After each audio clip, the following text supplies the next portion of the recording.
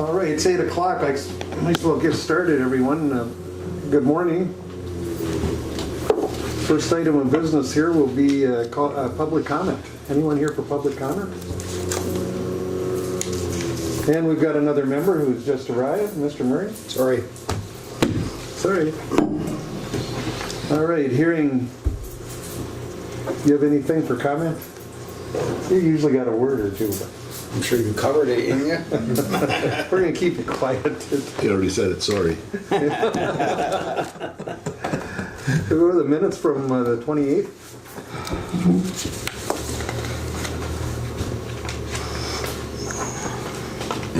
Kyra makes us sound good in spite of ourselves.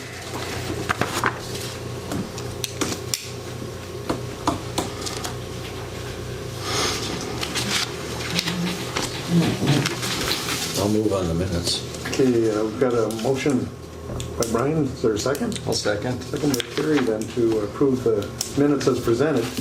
Any questions or discussion on those? If not, we'll call a question. All those in favor signify by saying aye. Aye. Opposed? Aye. Motion carries unanimously. Financial statement.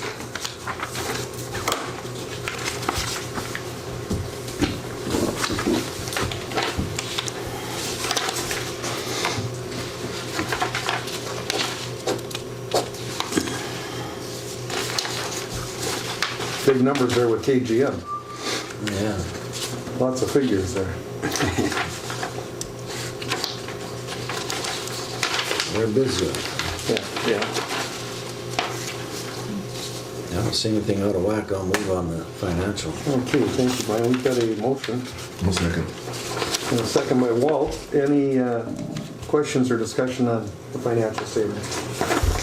Hearing none, we'll call a question. All those in favor signify by saying aye. Aye. Aye. Aye.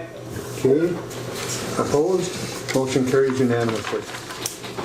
We'll move on to the engineer's report. Well, good morning, everyone. A few introductions are in order here before we get into our report. You've seen Chelsea, Casey, and I. We have Nicole Phillips. She's an engineer with us, so she's up monitoring the project site this week, and she'll be here throughout the rest of the year. So We broke her in a little bit yesterday, so she was prepared. Yeah. And then on the phone, we have Jackie Zerbies. She's an airport planner that's going to be helping out. She'll provide an update here in a little bit on the planning study. And Brian Murphy, who is also an airport planner with our group. They'll be presenting the building area planning study. Great. And I don't see Bob Coors or Steve Trudeau on the line. Is that correct? I don't think we have them here. So for the terminal update, I don't know if we have an update. I'm happy to bring back any feedback or anything that you guys are seeing with the terminal right now. But I don't have any updates from Bob for anything to share there. So anything to share with Bob and Steve? No, I'm processing because I thought he said he was calling in, so I didn't know. I asked him if you had a memo put in, and he said it was the phase 2 connection, and I think that bridge was the other issue. Maybe what we could do is do the airside updates first and then come back to the terminal update if Bob's sharing us. So, Great. So with that, I'll turn it over to Chelsea and she'll share the updates. I'm going to share my screen so I can share some photos with everybody.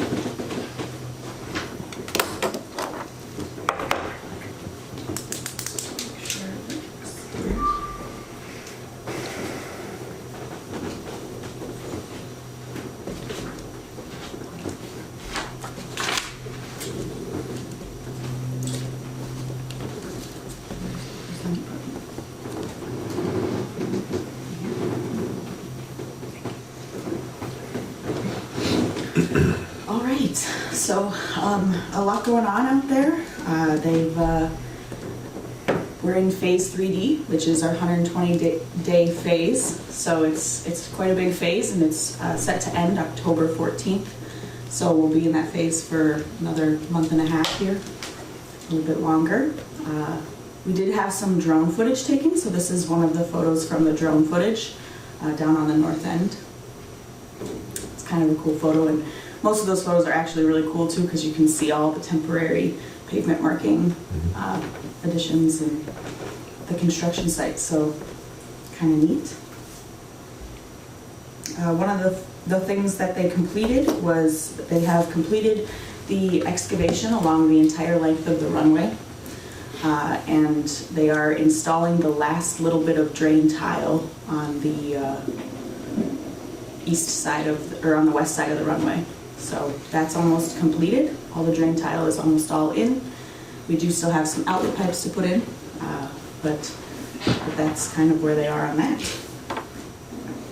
They also have placed they placed all the lift 1 of sand, which is 12 inches, and they're placing the final lift of sand, which is another 12 inches. So it's 24 inches of sand total, and we have to do some density tests, which you can see on the right there. So we do 2 density tests every 45 feet. So kind of a lot of those for this project. That's a lot.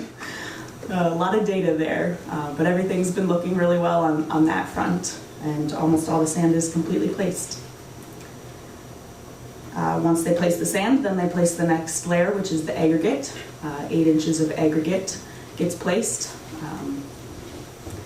and we density test that as well every 45 feet. So, but it's been looking good out there. They've got it placed almost fully on the north end for almost 2,000 feet. And then they started on the south end, and they're going to kind of meet in the middle. So they should be done with that by next week.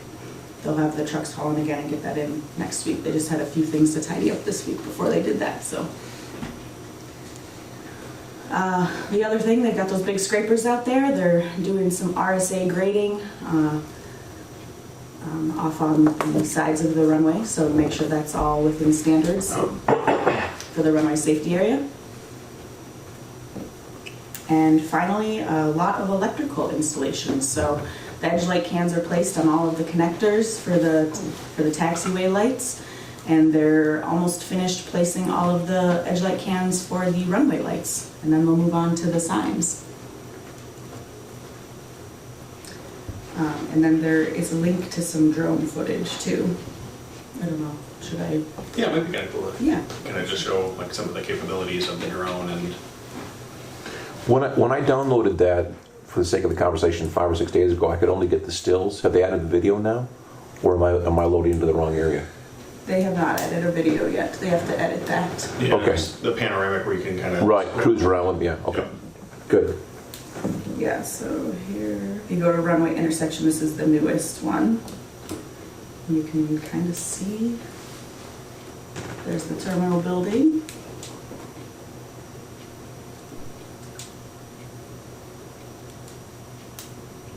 Construction site to the south.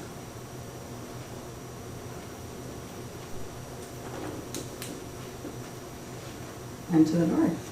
So it's just kind of this really big panel, and you can scroll around and see where they were at on the end of June, or end of July, I mean.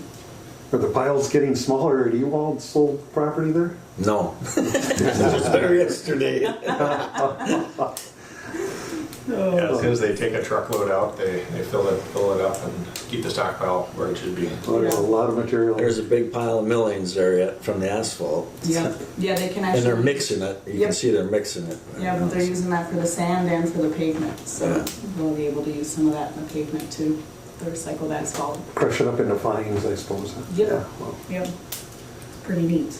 Chelsea, how long did it take the drone to do the panel? Like it just kind of hovers there and takes a lot of photos, right? Is that Yep, essentially what it is? hovers there, and then they just kind of let it go, and I would say it was a minute and a half. It's pretty cool. It's really quick. amazing. Yeah, it's pretty fascinating once they're able to get up there, what they can do. It's really fast, so. All right, well, I'm gonna stop sharing my screen, but I'll finish the update here real quick. So that was phase 3.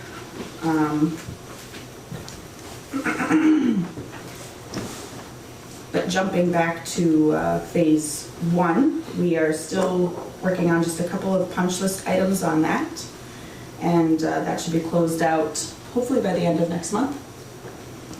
And then same with phase 2, there's a few more punch list items remaining. We've got some grass growth things that we're monitoring. and a pavement thing that we're also monitoring. So we'll close that one out probably at the end of fall. Hopefully. But we might have to see some grass growth next year too, so at this point. As far as weather balloon facility relocation goes, the cleanup items in the woods, we're gonna move that to a separate project. So we're gonna close out that weather balloon project next month, and that closeout process has already begun. And I had a conversation with Ari last week. Perfect. We're using a different contractor to do that? Well, Is it still It'll waiting? be KGM. Probably KGM, I'm guessing. Yep. Yeah, they're here. What's left? A whole bunch of stuff in the woods and the fence line, barbed wire fence, and hazmat behind there. It isn't actually hazmat, but there's a goodly amount of things behind the scenes, shall we So say. was that in the contract to start with? It was not. No, it is not. I think there's a boat back there. Yeah. You're getting all bald. Can't store it there anymore. I'm pulling a Schultz on all this right now. Yeah. Let's just go with you. Just can't imagine. Okay, That kind of covered. that's good. Yeah. Well, I just didn't know if it was an original contract or not. It wasn't. No. Yeah, we had a specific set of grading limits, and those Okay. were outside of it, so Okay. maybe a little unknowingly. Hidden. I'll give you the detail. Hidden treasures. Had a different name. Treasures. Exactly. Some final items with Phase 3. We do meet every Tuesday at 3. Usually it lasts about a half an hour. So if anyone ever wanted to join, it's in this room. And the pay application this month was for $2,599,404.39. But I believe that was already approved in the financial statement. So, anything else to add? No. Any questions? All right. Maybe two things to add. Everything from the contractor's perspective is on schedule. They're moving quite a bit. They were able to combine a lot of their different elements. As Chelsea described, that they were able to do, the aggregate placement while they're doing the sand placement, while they're doing the excavation. Everything kind of happens because they have the whole length. So they are planning to pave as soon as the week of Labor Day. So I think they'll be getting their bituminous plant on that site where they're working over there. They have to certify the plant. Once that's all approved, then they're off and running, and they do multiple testing phases of the bituminous before they actually place the bituminous. So everything's on schedule.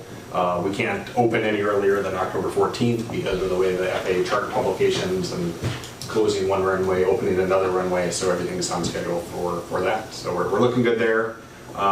And back to the financial, $2.5 million approximately for construction, so it is quite a bit of work. You see all the material that's out there. And I always like to share that it is funded by the FAA and by your bond funds at 100%. So it's a good improvement for both funded by FAA and the MnDOT bond program. Well, those scrapers get a lot of miles, Yeah, they've been running. Astonishing. but it really does the job, because they're doing something both ways.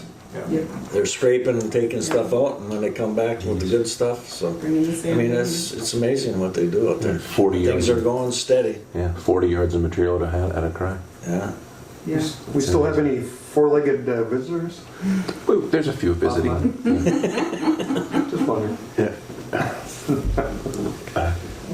All right. All right, we'll turn it over to Casey for the building area planning study. All right, let me get my PowerPoint up.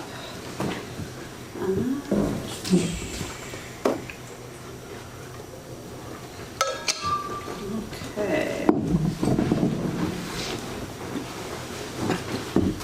Well, as you know, you received a grant this year for your focused building area master planning study. So we're kind of kicking that off, and we just wanted to take today to kind of go over the kind of goals of the project, the scope, regroup on that, and then introduce some of the project team that'll be working on the project. So we'll give a little bit of information on kind of what we're up to here on these first steps as we're kicking things off.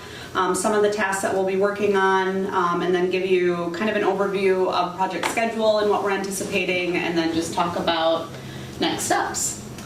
So project team, Sean already did some introductions, but Jackie Zerbies is going to be the project manager. Her and I will be working together on this project. Jackie's helped with some of your PFC applications and also was really involved in the triggering event master plan for the Runway project a few years ago. So definitely has experience working on things here in International Falls. And then Brian Murphy is another airport planner that's going to be working with Jackie throughout the project as well. And obviously you know Sean and Chelsea. So I'm going to turn it over to Jackie here. Jackie, I'm going to move slides forward, so just ping me when you're ready. You're muted, Jackie, I think. Unmute. There You got her now, Still Jen. muted? You're All unmuted. right, sorry everybody. It was my computer, I did my phone, but okay. So hi everybody. So this focus master plan, here's a quick overview. So as Casey mentioned, that excuse me, that 2019 triggering event master plan, also known as the TEMP, focused on reconstruction of Runway 1331, and it didn't include an evaluation of the building area needs. And as part of the TEMP, it was determined to relocate that balloon launch facility off property, which created additional space. So based on the results of all that, the focus master plan evaluating the building area needs was recommended, and is why we're moving forward, and it will not evaluate the runway system. The purpose of this planning study is to have the planning in place for the airport so you're able to easily move forward with hangar development when demand warrants. So that way you have that planning in place. Next slide. Here's just kind of a general overview of the focus master plan. It's similar to other master plans with a focus on the building area. So first we'll do an inventory of the existing building area facilities, the hangars, the aprons, tie downs, fuel, support facilities, etc. We will reevaluate the forecasts that were produced as part of the TEMP. The TEMP determined the critical aircraft for the airport in terms of the runway usage. We will do a little bit more focus on the needs for the transient-based aircraft for the apron, hangars, and fueling. So a little bit more focus on the building areas as part of the forecast for this master plan. Then we'll evaluate the building area improvements on the north and south side, as well as in the GA and the commercial area, evaluating the hangar storage, as well as the sports facilities such as the fuel, SRE storage, the ARP, and auto parking. We'll also evaluate the environmental overview of what's going on, just to document for FAA needs. This master plan does involve some public outreach and user surveys to get user input on the future development. We'll produce a 20-year implementation plan or capital improvement plan. This will incorporate not only the building area needs that are determined as part of the plan, but all the other needs around the airport. So you have a solid 20-year capital improvement plan after all of this development's been completed or anticipated to be completed. And then last component is we will update the airport layout plan with the future proposed and ultimate building area improvement. Next slide.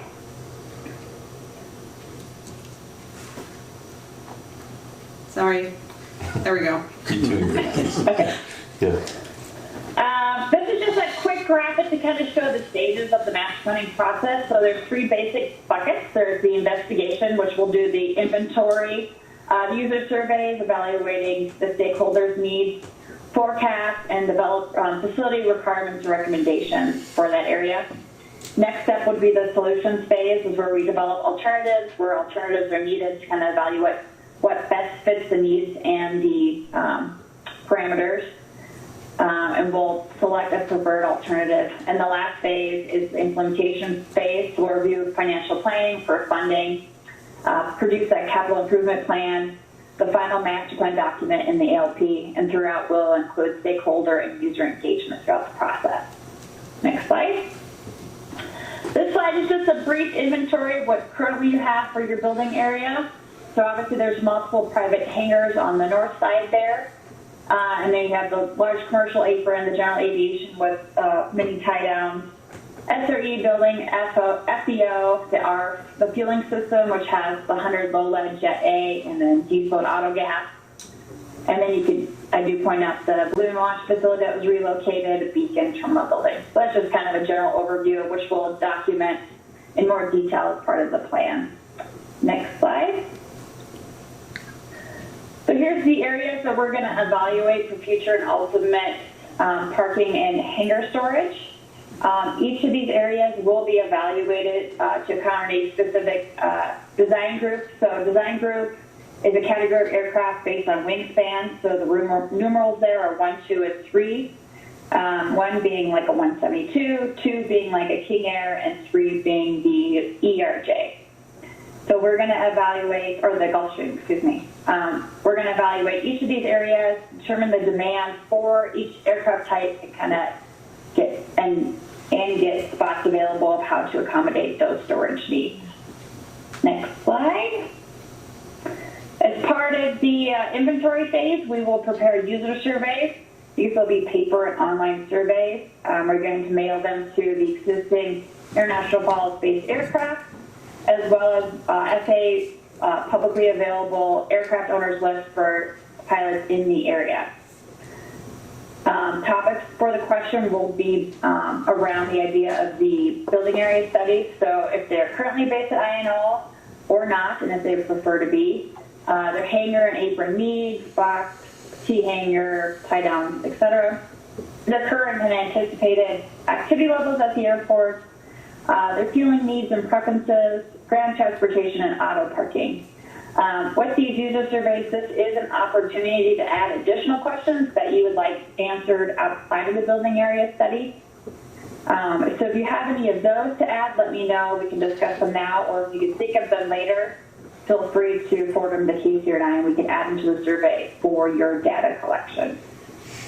I'm going to pause here if there's any comments in reference to that.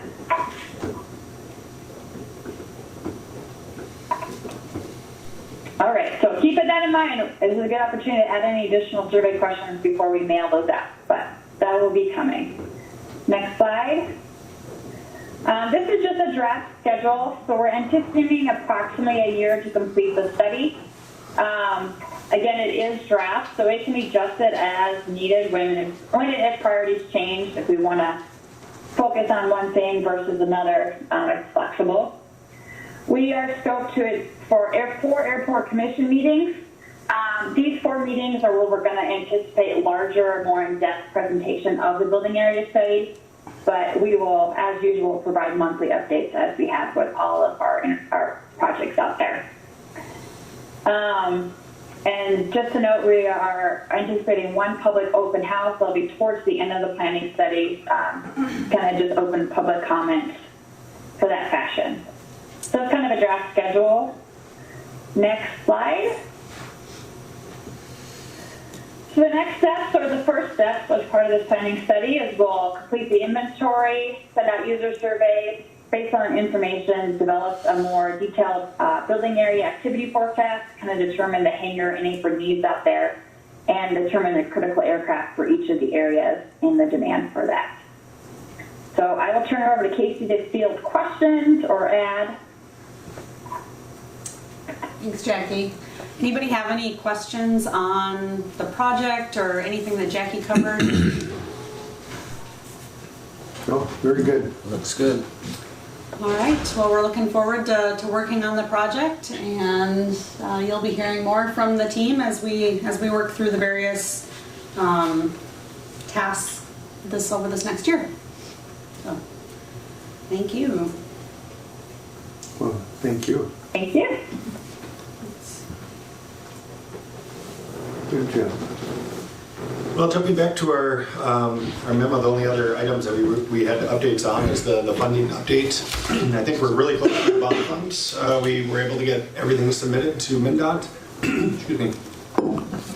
And I don't know, Kyra, if you've heard anything, but hopefully that it obviously works its way through the administrative process, and eventually they'll give you your bond money. So we're excited for that. I think we've hopefully done all our check boxes there. So.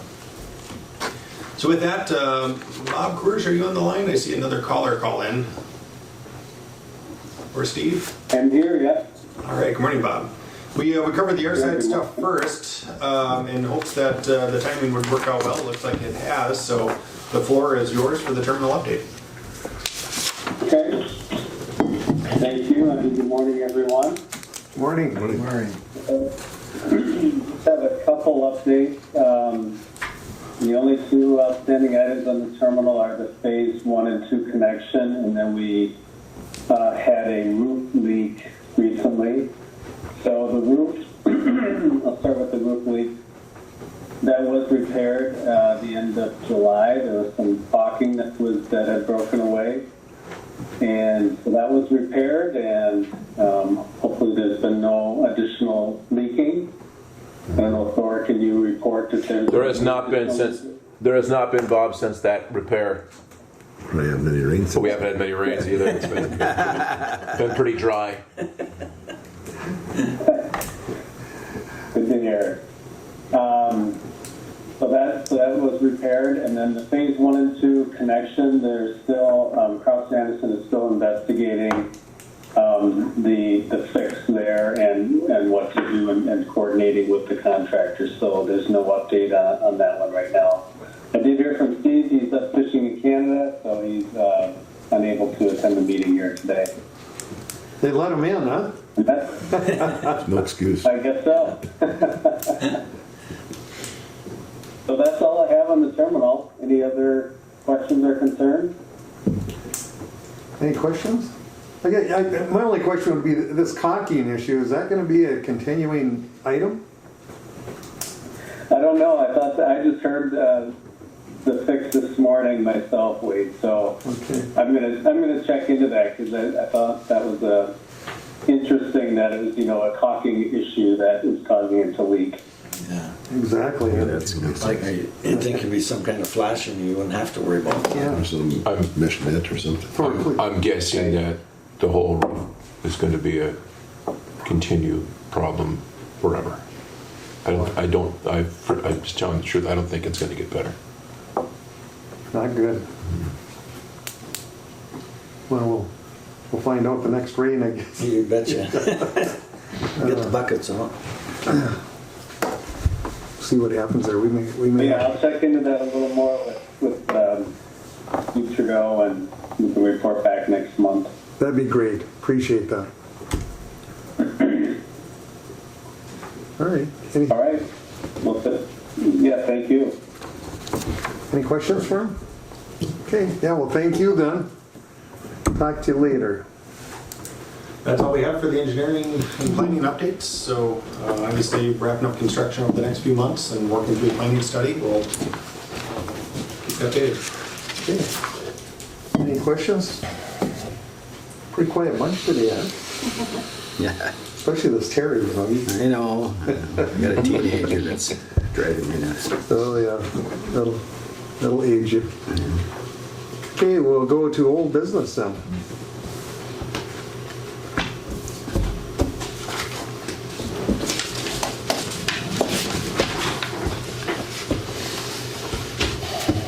Guess there isn't any. Have anything, Kyra? Okay. No business. Kind of scary. Yeah, pretty quiet today. Yeah. No new business either. We'll just keep moving. Managers report. Yeah, there we we'll go. get something. Thank you very much. Yeah, exactly. Been working with the SEH team on from the FA funding side for all the requirements for the ARF truck. Chelsea sitting over there looking, putting her head down, grinding her teeth. The whole team's been very helpful. It's been, let's go with the term. It's been challenging, possibly. Let's use interesting to modern FA requirements for purchasing a fire truck, the Buy American. So we have learned, let's go with that, that buying American means that, as an example, the material used in the bunker gear, okay, like where that comes from. Each and every tool that we've put together as a emergency kit, augment tool, extraction tools on the truck. Each not only each tool, but each component of each tool, the detail is mind-boggling. So there's been a tremendous amount of time spent doing the research. As an example, a simple extraction tool for, what was it, $39.95? I can't remember what it was. $49. There was we spent $200 searching, finding out if it was actually made in America or where the raw materials came from. So just interesting. I'll use that terminology. So we're just about over the finish line with that. I think today will probably be the final. Is it our final card today? I think so. Tracy did promise the grant, so I think her indication was that you should be seeing it, and I believe you have approval to sign that grant. I think we made that last month, so I think everything should be in good shape there. Do you have that paperwork? Have we sent it to you? Do we have the grant paperwork for that? Do we need to sign that? I think it's in process from FAA, and I think authority was given to sign that by the chairman last month, so I think we're good once it gets here. Good. A lot of my discussion happens through the meeting, so just happy to report that the construction is going along very well. Of course, the weather's been just unbelievable, phenomenal. So, quote unquote, at the end of our meeting, we have, every Tuesday we have a construction meeting, and quote unquote, we're on schedule. And I just hope that we can just keep that line moving and forecast on the weather again looks just incredible. It's just crazy. It's fast. Great. Good for us. As you know, August 9th, the border opened up a bit. They cracked the door a bit. That has been a blessing for us in our business. We've been down, as you know, 85% for basically 2 years. So we didn't expect we didn't expect floodwaters, and we haven't got that. But we're very thankful, very, very thankful for what we have. International traffic picked up a couple of notches. People are starting to move a little bit. Kind of the COVID fears kind of settling down for the international travelers, what have you. But still waiting for the full opening in Canada. A lot of the operators in Canada, as you know, didn't open. They didn't even, because just open the doors, the insurance fees are off the chart, astronomical, and a lot of our customer base justifiably says we're not going to run the risk, and still and then to quote unquote get into Canada with all the requirements that you have to be on the app and understand you have to have the vax card and the testing, the positive COVID test. Little sidebar on that, it has to be within 72 hours. And if you are expired by 1 hour, they will not let you in. So we have a lot of customers that are getting there, literally flying here on a Sunday and going, well, our test is expired, we're by 2 hours, what are we going to do? And International Falls, you can't get a test on the weekend. So they have to wait and get to the whole process again. So no complaints. It'll, hopefully eventually it'll open up more and more. On the level 2, I just wanted to share with the group that I had chatted a few meetings ago about the MPCA is requiring us to put in a new fuel farm system, and doing the research on that right now and what that will require. MPCA, their language to me is quote unquote by the fall / end of 2022. So doing the research right now, Sean and I have had some discussions and just preliminary studies of some proposals to the commission of ideas such as right now where our fuel farm is, there's two 12,000 gallon Jet A tanks, a 12,000 gallon 100 tank, and a 12,000 gallon car gas tank, and we're being forced to take them out of the ground in that area. Also, just a brief history, we have provided to the commission. It's just the way it was. We've always provided a diesel tank, which is a separate above-ground tank for the commission's use, and in that tank is fuel for the commission-owned operated diesel equipment. And then with our unleaded car gas tank, it's very, very minimal fuel movement for us. We provide unleaded car gas for the airline, for their equipment, and for ground support equipment, i.e. the pickup, the chainsaws, weed whackers, small mowers, what have you.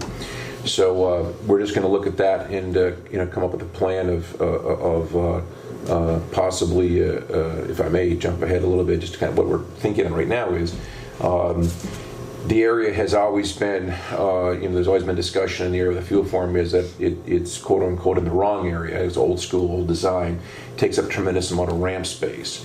So one of the positive net gains would be that we're moving the fuel farm there, converting that to apron area, very helpful for parking and aircraft movement. And then and again, it'll come out in the building studies that are being done by the team.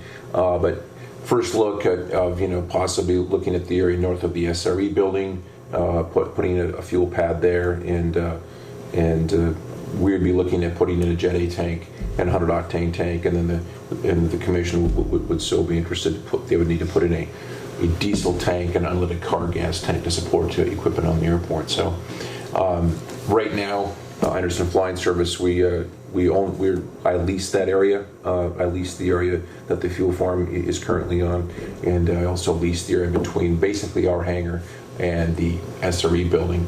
And I would just recommend that. And we've talked about this many times. I think you and I've had some brief conversations. Wade, that area is pretty prime for hangar or something, future development. I don't think you want to, put a fuel farm in that area. The actual footprint's, really small, and all the codes and with the double wall tanks, you don't need secondary containment, things of this nature. So just letting the group know we're doing the research at this time at the beginning stages. At the same time, I'm a little bit concerned about it because we're in August of 2021, and the fall of 2022 will be here tomorrow, as you know. It's crazy, and so. But I just wanted to share that with the group. Other than that, again, we're pushing along. I'm very much looking forward to November 4, and so we get the runway done. Is that what you're on? Is that what yeah, exactly. Yeah, the final. Yeah, so just hoping that, and I know we'll get it done. I'm sorry, just I'm a little bit nervous, but we'll get there. Yeah. So we had that discussion yesterday about getting it quote unquote done. So yeah, that's where it's at. So, but thank you, everyone. That's all I have. Any questions?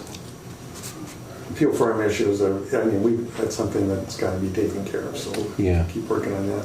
And getting back to the traffic heading to Canada, the first day it was almost a rain year when Carol came in. Yes. After that, never saw another lineup. Exactly.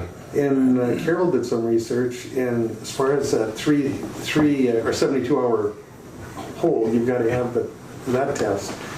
You can get it here, but of course you have to pay for it, and it's spendy, and I can see why. But one of the drug chains, I don't know if it's Walgreen or one of them anyway. There's one in Virginia and there's one in Grand Rapids. They'll do it for free. So isn't that interesting? Yeah.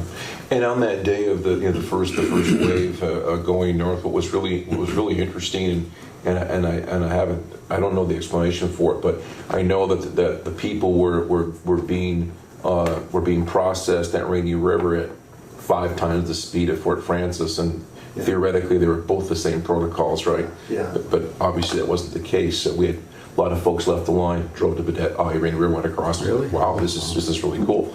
So it's very interesting that one of the other things the Canadians have done, and again I want to be clear, it's their country and they're more than welcome, obviously, to do what they want to do, but people don't notice that aircraft are not clearing customs in Fort Francis. So when they did the COVID plan to let aircraft into Canada, you can only clear now in either Thunder Bay, Ontario, or Winnipeg, Manitoba. So of course it leaves a 400 nautical mile gap in the middle, basically.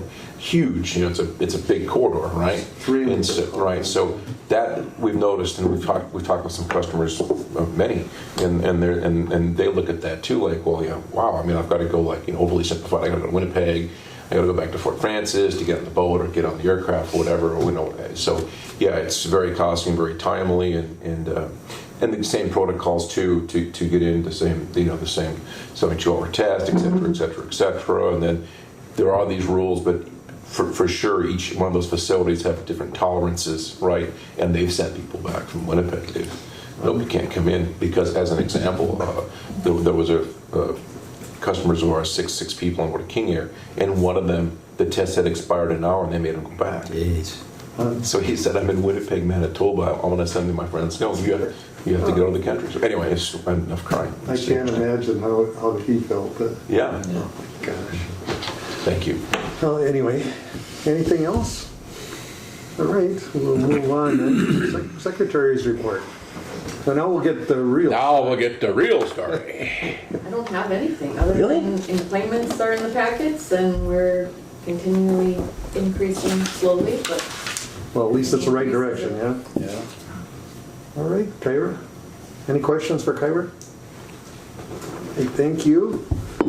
I noticed a new hangar went up over there. Yes. Are we getting, what, we must be running out of space over there. Was there maybe room for one more? All have- spaces are. All spaces are taken. Are taken, are spoken Yeah. for, Okay. so. One empty lot, must be taken, yeah. Yeah, he's waiting to find a contractor to build Int'l, so. Right. But all lots are spoken for. No, that's where the study's gonna come in handy Right. as far as, And that's what Jack was saying. And I do have a wait list, I think of 3 or 4 people, so. oh, that's good. It's amazing. That's good. When we started that, we didn't think we'd ever fill that up. Yeah. Unbelievable. I remember. Yeah. All right, anything else come before this board? If not, motion to adjourn would be in order. So move. Next meeting? Second. Yeah, next Oh, next meeting. See, we'd be lost meeting. on. Thank you, Kyra. Hey. Thank you, Ed. Just tell us when it is. What day works for you, Kyra? That Yeah. The 29th, works for me. that's the last September Wednesday. 29, 8 a.m. right here, ladies and gentlemen. Now we can have a motion. Did we have a motion? I haven't moved. Actually, I can. You had a second? And I seconded unless someone else did. No. You can do it twice. No. I'll second. All those in favor? Aye. Opposed, motion carries. Aye. Thank you, everybody. Thank you, everyone.